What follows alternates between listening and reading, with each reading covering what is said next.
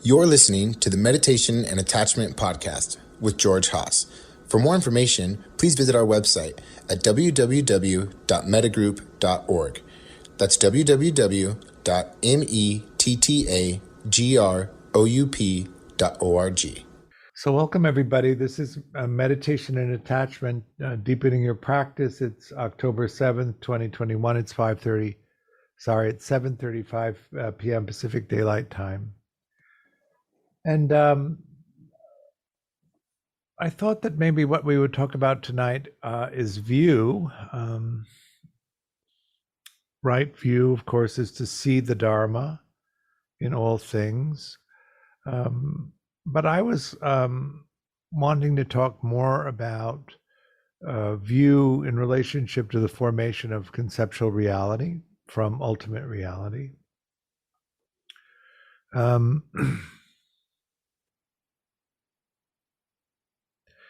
Because the nature of view precedes autobiographical memory, and in that sense precedes our recollection of ourselves, it's sometimes hard to see.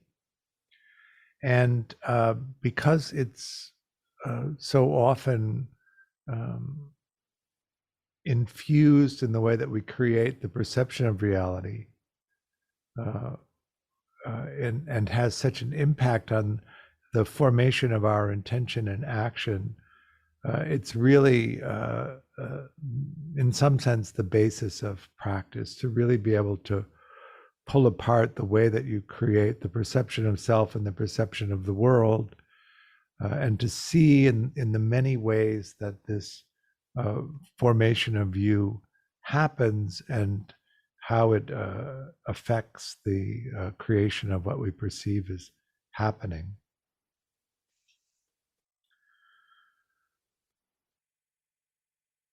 So I think it's worth talking about. We have the capacity to sense, our five senses, and mind in the Buddhist sense, so touching, seeing, hearing, tasting, smelling, and mind. The five take in the data, and mind really directs where our attention goes. I think the first thing to understand about this process is that we don't take in everything that's out there and then create this facsimile of it internally and work from that model of it. We really do select things that are interesting or meaningful to us. So even before the mind moves toward something, we're already our attention is already being adjusted by our conditioned response to things. Do you remember the beginning of the creation of this list of preferences that you operate from? Most of the time we don't, because the process begins before consciousness of the sense of self begins, and the self-associated memory begins. But imagine for a second that you're an infant in the crib and you're looking out at the world. What is your attention drawn to? Do you understand that we have cones and rods in the eye, and cones see color and rods see contrast, and that the cones develop later.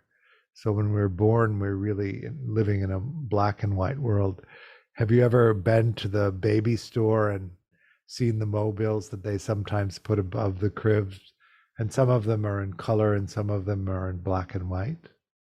And it's easier for infants in the very beginning of life to track the black and white ones than the color ones. And then at a certain point, the world comes into color. Do you have a favorite color? How did you come about that process of preferring one color experience over another? And what's built into that preference? I tend to like red the best. My eye is always drawn to red, but I don't think I could really tell you what the history of the conditioning is around that, just that that was appealing. But I also have a sense that in the family environment that I grew up in, red was considered garish and it wasn't what you were supposed to prefer. So I often found myself expressing yellow as my preference instead of red, because in the family system I grew up in, yellow was an acceptable color and red was a garish color. Um, and yet, when I see photographs of my mother, the first color photographs in the late 50s and the early 60s, she had bright red nail polish on and bright red lipstick. And yet, um, later, when I can remember, I don't remember any of those images. So I guess it must have been the late 50s more. Quite fascinating to me because she was very stylish, very fashionable, but I never remember her in that period. She was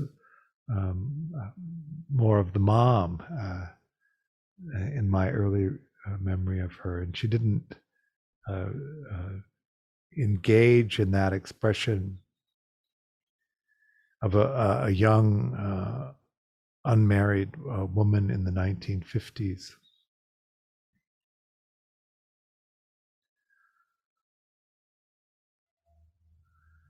Are you aware, for instance, that your eye is drawn to things, that your ear is drawn to things?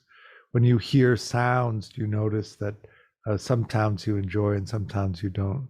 Some sounds actually you don't even pay attention to. And that you collect these little mind moments, these little snapshots of the world around you based on your preferences, and then you create this collage or this panorama of the experience of the world around you. But if you were to take the time and examine your lists of preferences and what's on there, what isn't on there. Christian? Is this like something you train or that different people are aware of at different levels? Because like I feel like I notice things visually when I'm in novel environments, but I don't have a sense that I'm actually looking at anything in particular when I'm kind of puttering around the house. I think I'm just kind of staring into space, like into the middle distance. Well, that's also another point that you bring up. When you're in a novel environment, you have to create the picture of it, the map of it. And when you're in an environment you've already been in, you've already created the maps, dozens of them. So you don't need to, in each moment, recreate the map. And so what you may find is that you're walking around the apartment, but you're not actually experiencing the apartment the way that it is now. You may be experiencing it in the way it was 2 days ago, because the mind has decided that it doesn't need to spend the calories to create a new image. It can just rely on the old image. This is particularly true in spaces where you don't need to do it. You've probably heard me say motorcycles with one headlight are 9 times more likely to be run off the road than motorcycles with 2 headlights. And the most treacherous routes for motorcycles are commuter routes, because people don't see motorcycles. They're often not even using the image of the present moment experience. They're using an image from last week when they were driving. Can you distinctly separate each of the drives that you commuted back and forth to where you were going, or is it all sort of one conglomerate, one collective memory of it? You can, of course, train yourself to insist that the mind generate an image that corresponds to where you are. That's one of the things that I think is useful to do. It takes a lot of energy to do that, and so you have to insist on it. Otherwise, the mind will simply conserve energy. It takes a lot of calories to generate each of these images. I use this. I was teaching it against the stream, and I went into Melrose, and I like tribal rugs. I really like them, and I tend to like bold patterns and bright colors in tribal rugs. And I walked in, and there was this new tribal rug underneath where the teacher sits on the dais, and I thought it was fantastic. And I walked over and I was talking about it. What I failed to notice when I first looked was that there were two 12-foot palm trees next to the the rug, and they were not included at all in the first image. It was literally just the new rug. And what's fascinating about this, particularly in visual space, is in some sense you have to undo your reliance on visual experience if you're seeing, because you get so used to it that you think that that's actually how it is, when instead of understanding that you created. That's why I talk about twilight meditation.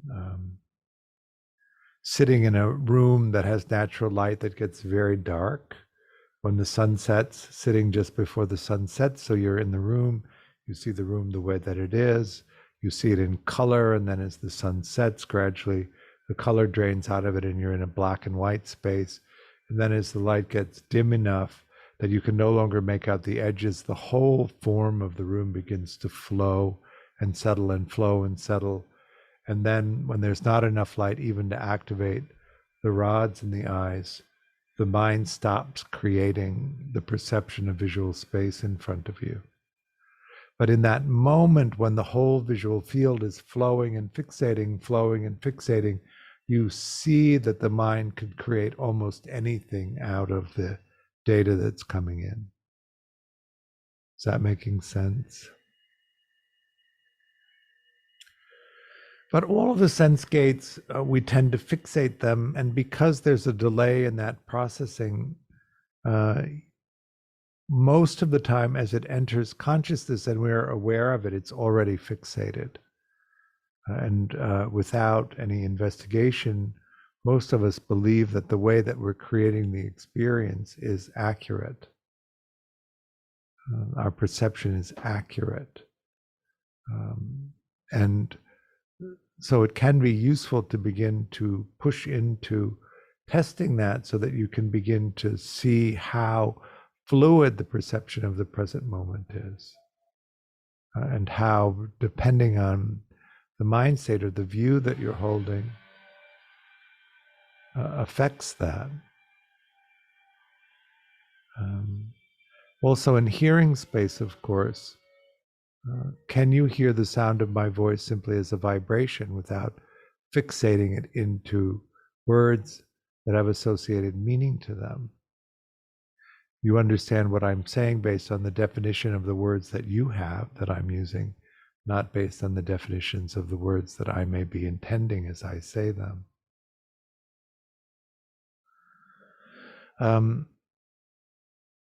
Have you ever been able to sit with, say, external sight space and allow it to flow to the point where you're not fixating it, and then noticing it just as really a pointillated collection of colored dots that swirl around, without actually fixating it into a representational image? And then what is the response to that, the level of impermanence in each of the sense gates? When you talk about, say, the progress of insight, and you move through the first few stages, the fifth stage is called dissolution.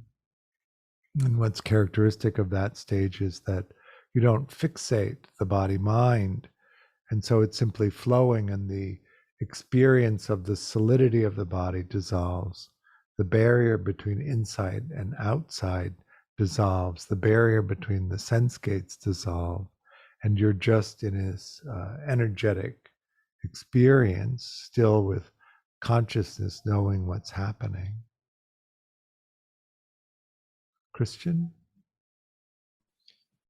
In the sort of Buddhist thought, is that experience, is that supposed to represent some sort of deeper or truer reality?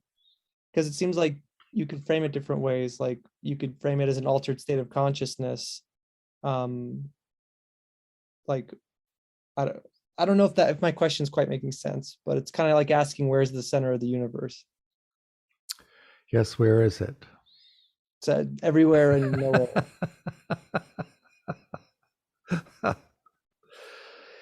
It is often a state that's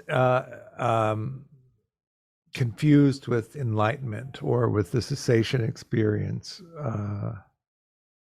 And the usual advice is that when you come out of the dissolution experience, you're dumped into the knowledge of the miseries, or in the Christian formulation of that, the dark night of the soul. So the fearfulness that there is no self-experience that's permanent, the misery that nothing will last, including the human body that you're in. And then disgust is often the English translation for dukkha, although I tend to prefer reactivity, which is the way Dan Brown translates it. Shinzen also translates it as unsatisfactoriness, which is also, I think, good.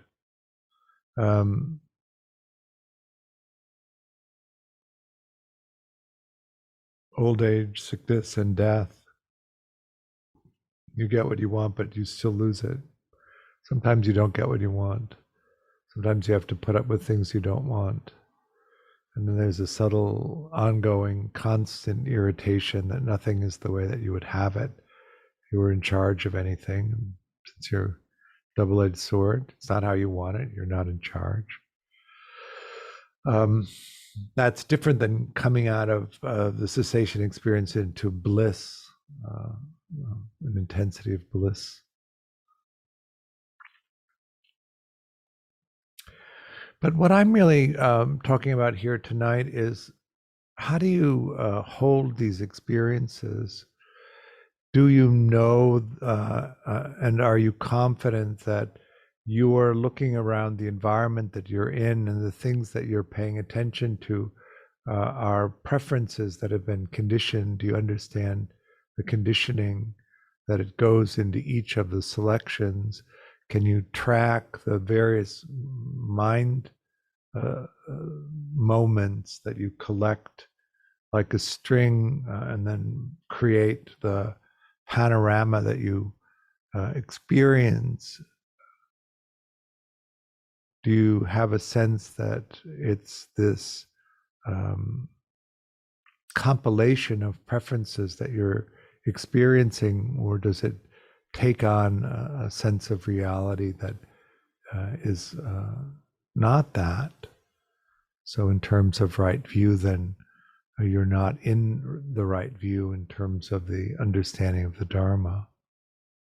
You're in the ordinary view. And then how would you pick apart these things? And then can you track the views that find their way between the pure sensing experience and the process of making them into something? Or why would that even be useful to do? I think that it's useful to do because happiness is really in the present moment, and to experience the present moment the way that it is allows that a sense of happiness to intensify. We tend to be quite privileged, or at least most of the people that I work with tend to be quite privileged.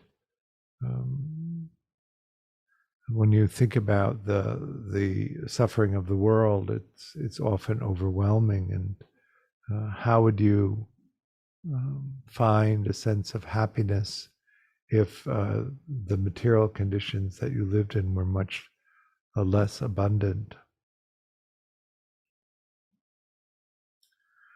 I remember the first time that I went to Myanmar, I was quite surprised by how light everything seemed to be and how kind everybody was, just as a matter of habit. And materially, it's quite different than here. Even when we went into the suburbs and to the countryside, it seemed quite different. Most of the time in countries that are materially much less well off, I noticed an aggression from people in seeing people like me that have so much affluence in comparison, but that was completely absent in my experience there. Which doesn't mean that there isn't avarice and greed, just that it isn't as was less anger. And then I wonder how it is now with COVID and the military coup and the severity of the oppression that's there. So you have the capacity to sense an object that can be sensed when there's contact. A consciousness of the sensing experience arises, which is in the pure sensing capacity. Obviously, the sensing capacity that you have is subject to impermanence and to dukkha, so that the brilliance of the young body gives way to the aging process, and the perception changes based on that as well. And then that undifferentiated, unfixated, unattached sensing experience is evaluated for processing speed. Vedana is the Pali word. Pleasant, unpleasant, and neutral are often the translations for that. But I tend to be more comfortable with needs urgent attention, doesn't matter, and pleasant if there's time for processing. The mind moment speed is quite clear, and that research is pretty solid. Urgent matters jump to the head of the line and are processed in 3/8 of a second, and pleasant experience is not jump to the head of the line and takes about a half a second to process.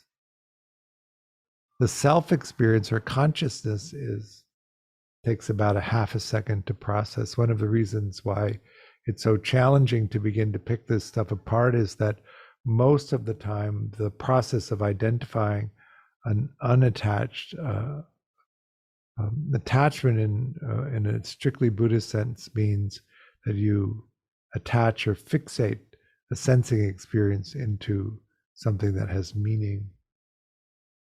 So the solid, undifferentiated, the vibratory, undifferentiated energy sense of sensing is fixated and solidified into something when you attach to it.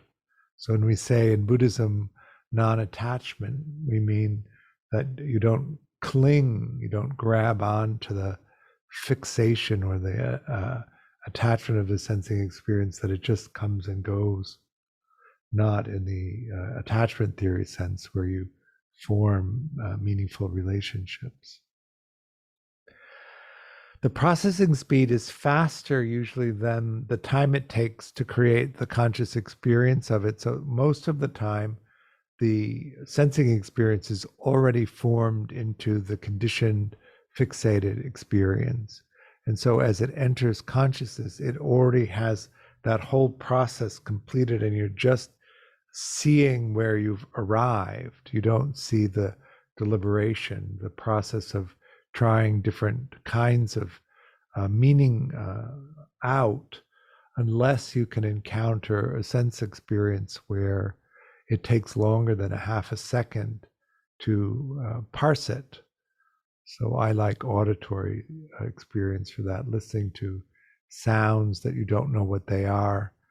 And if that process lasts longer than a half a second, you'll be able to watch the mind attempting to fixate something, and you'll be able to see it change and morph and then become quite real. And then if there's more evidence that indicates that the identification was improper, it flows again and then fixates again.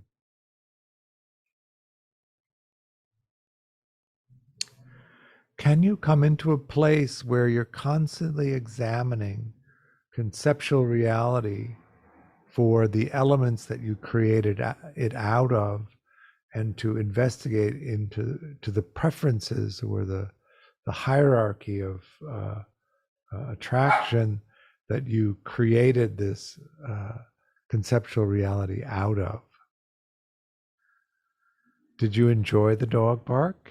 Did you find it disruptive? Do you like high dog barks or low dog barks? You've been here for a while, you understand that it's a new feature of the environment since the dog has only been here for a week. I tend to find dog barking irritating and disruptive. It grabs my attention. Is that all making sense? So you collect based on your capacity to sense data. You evaluate the speed which you need to attend to it.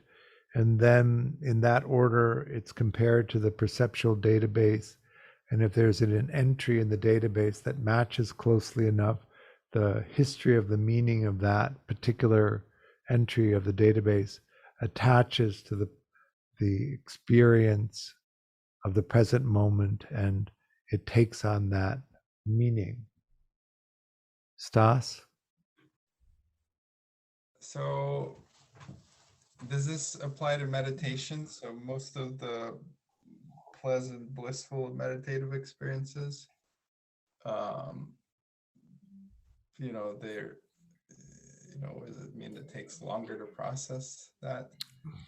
I think I'm just thinking like if you're meditating in a very stressful environment, which most retreats are super, safe and mellow places. Oh.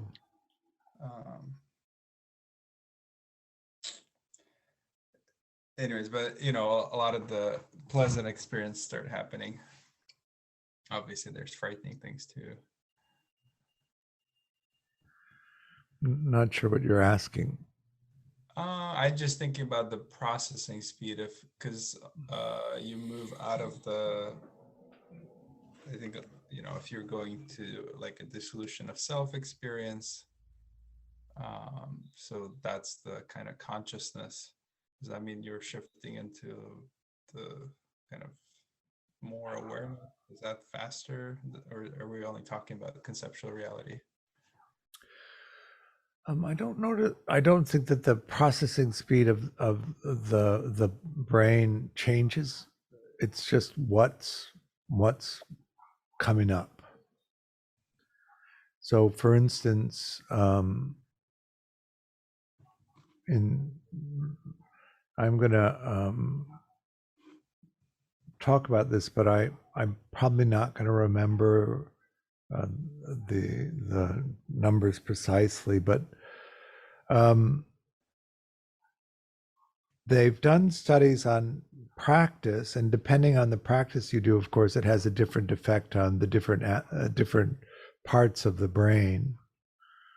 That the Theravada practice has a tendency to shut down the parts of the brain that cause the self-experience or activate during the self-experience.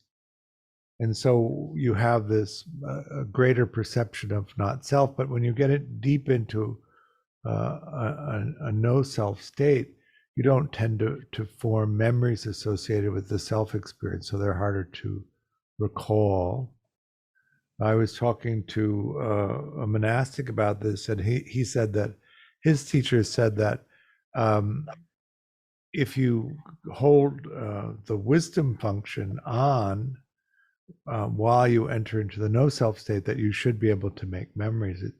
So that the typical teaching around going into no self, if you also shut down the wisdom function, is when you don't make the memories. But if you keep that active, you do.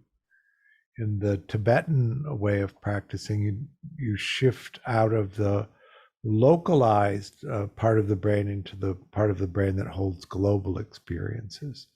So the unitive experience arises because the way of practicing activates the part of the brain that holds global experience, and you lose the identification with self because the activations in the part of the brain that create local experiences that are often identified with the self becomes less active. You still have the capacity to remember those experiences, and the self experience is still part of it. It's just that there's been a shift out of the local experience into the unitive global experience. But I don't know that we know yet enough about this. And in the description of enlightenment experiences, depending on the tradition, the patterns of brain activation are quite different. So that it may be that the experience of enlightenment that each of the different lineages are talking about are actually different experiences, even though they're conceptually talked about in the same way.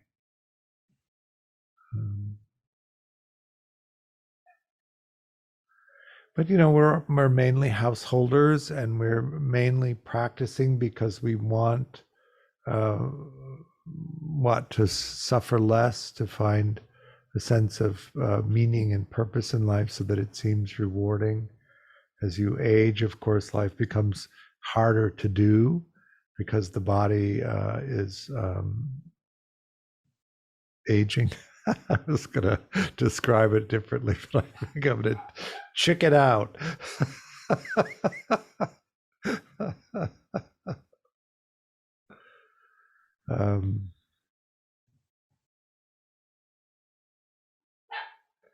I notice in my own practice that when I come into these states where I'm simply being,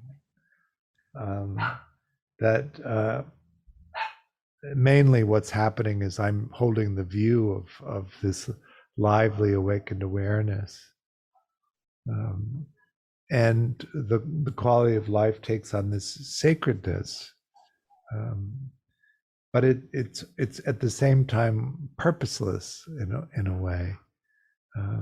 It's just this capacity to be in this experience that feels incredibly rich and meaningful, and the word sacred comes up, and then it goes, and all of those qualities go with it. But as the capacity to come into those states increases and is more reliable, the going of them doesn't matter so much. Christian? Do you find that you form memories of these experiences, or do you find that you've gained that sort of maybe metacognitive aspect of being able to turn that memory formation on? No, I remember it.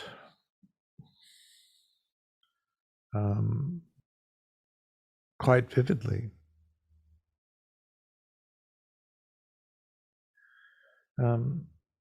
So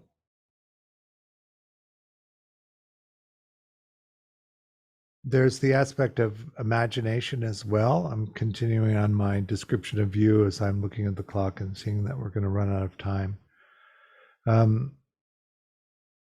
When you don't have an entry in the perceptual database that matches close enough to the experience of the present moment, then the memory, then the imagination creates a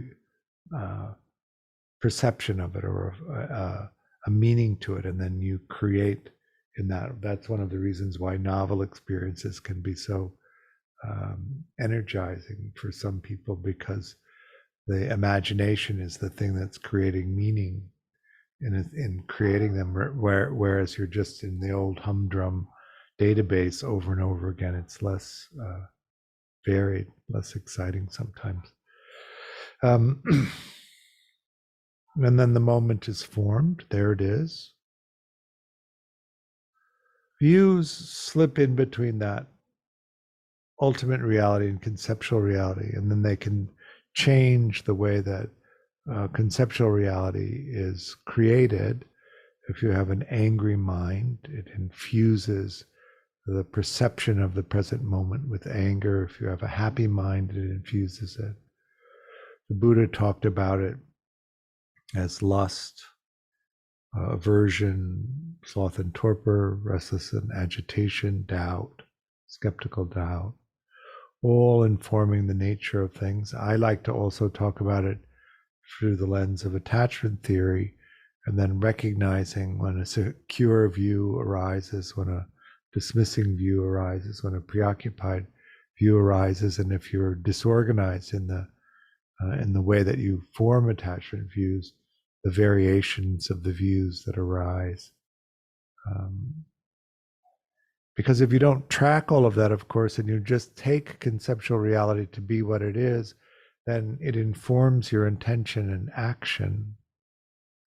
And that you may find that the misperception of the experience of the present moment informs an intention that then leads to you taking an unskillful action, which then creates a karmic thread that is difficult or challenging. Whereas if you can come back into the experience of the present moment and really see it the way that it is, and understand how your conditioning informs the way that you've created it, you can affect or adjust the intention so that the action is more in line with what's actually there, what's actually happening. And this is particularly useful in relationship to other people, that as they express something to you and you take it in and you form it into a meaningfulness, that you understand that you're creating it out of your definitions and not necessarily theirs. And that you have to check to make sure that the way that you've formulated it matches their intention in creating it, so that you're actually in a place of communicating with the other person, instead of just thinking that the way that you've created it is what they've meant, and then reacting from that place, so that we're in this constant dialogue and exchange of experience around it. Does that make sense? I use the example of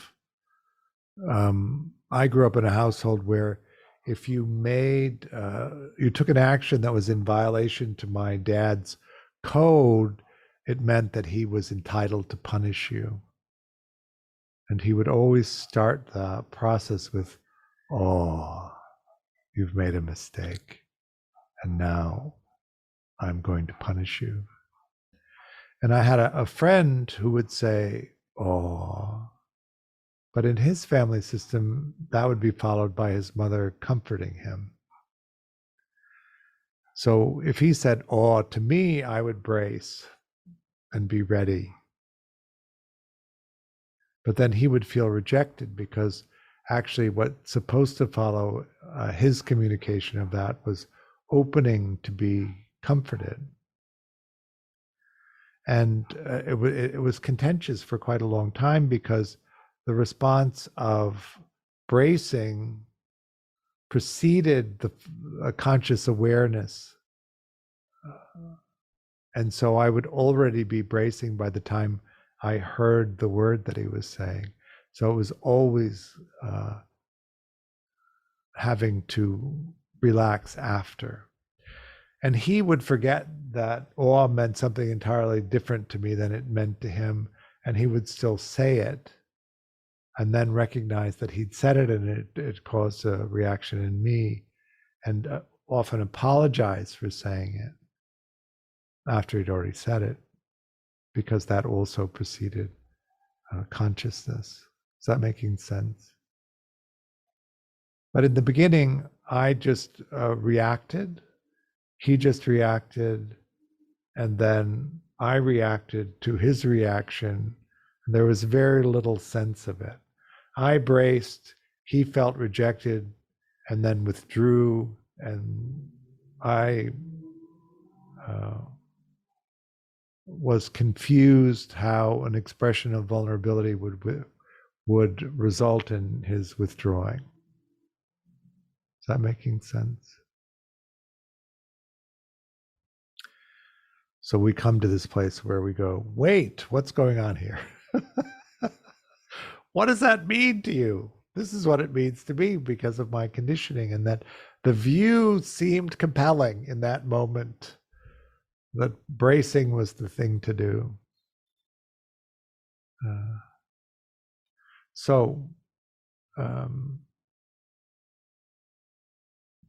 Why don't we do some practice around view, which would be a meta practice? Is that making sense? I like to teach it as a concentration practice, and I like to teach it around the view so that we can begin to develop this sensitivity to the constantly changing view, because depending on what that view is, it completely transforms the data as we create a reality from it. And the more sensitive you get to that, and the more you see that the view affects the creation of conceptual reality, and you see conceptual reality as this very changeable model that's easily affected depending on what collection of mind moments you've gathered.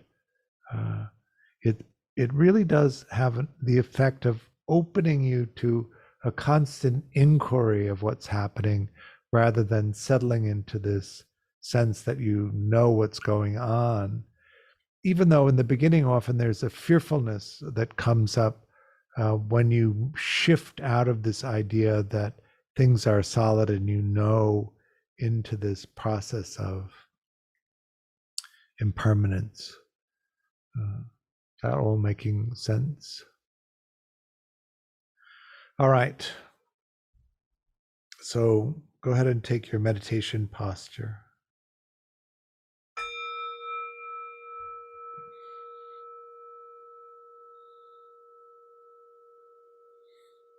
So any comments or questions about the practice that we just did? I feel the compulsion to ask, how do I look through the mind state of loving kindness?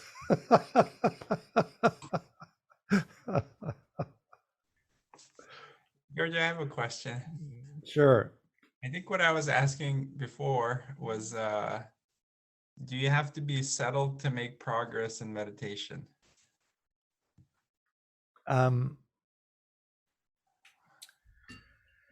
I would say that the self experience of the meditation is not a good barometer of how you're doing.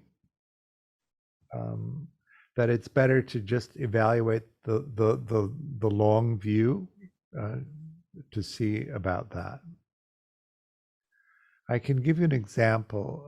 I went on a 15-day Shin retreat, and I was at the time I was doing 2 4-hour sits. So I do a 4-hour sit in the morning and a 4-hour sit in the afternoon. And I usually, when I start the retreat, will do breath counting until I can count for an hour without losing my count, and then shift into Vipassana. And on this particular retreat, I never got into, I never, in 15 days of doing 2 4-hour sits a day, could I get more than, say, 2 or 3 minutes without losing the count. It really never happened to me before, or at least for a long, long time. And by the end of it, I was so frustrated and angry and mad, just really irritated that my whole plan for the retreat was out the window, and I couldn't concentrate at all. And then about 6 weeks after that, I had a huge shift that was completely unexplainable from the self-perception of what actually was happening during the retreat. Is that making sense? Yeah, I think I mean more like your life's together and you feel safe to explore meditation. I think maybe the idea of whether you have the time, energy, and resources available to do it is one thing.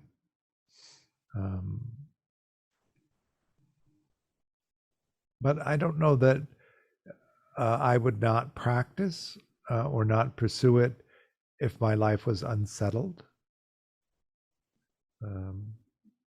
I would continue to try and practice.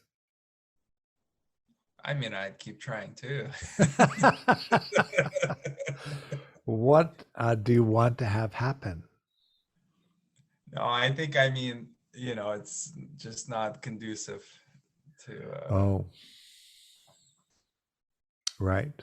But then I hear all these stories, you know, books written about it, of all these people having just horrible life circumstances and events leading to spontaneous enlightenment. Right.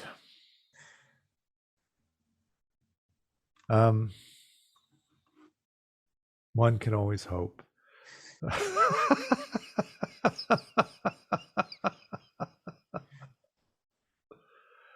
I'm trying to think back.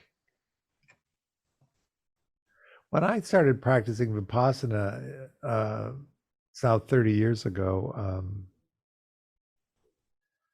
as I was ungraciously reminded by one of my students the other day, my life was complete chaos, and I was in a terrible state. Shinzen can vouch for that too. Yeah, did I tell you what the first time?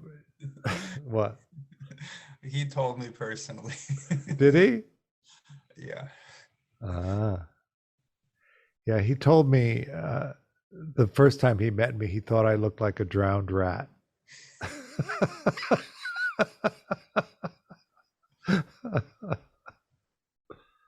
So interesting. I'm quite different. I'm unrecognizably different, or so my old friends tell me.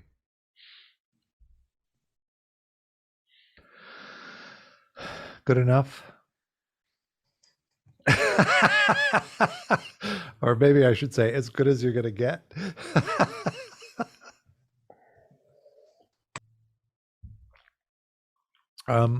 What's coming up? We have 4 spaces left in the retreat in December for a week in the mountains. Take a look at that if you're interested in practicing. On Saturday, we're starting a level 1 series, which will go for the next 6 weeks, every other week on Saturday. I'm teaching with Zach Oldenburg and Laura Cosner. So if you're interested in that, take a look. We're going to start another level 2 in January. I'm going to do a meditation and addiction weekend retreat in February. I think that's about everything that's coming up. Anyway, it should all be up on the website, and if you're interested in any of it, take a look and you can register.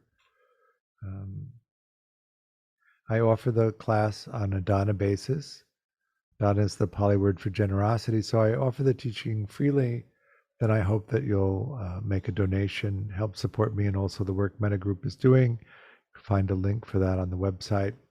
Thank you for coming. I really appreciate your practice, and I'll see you soon. Bye.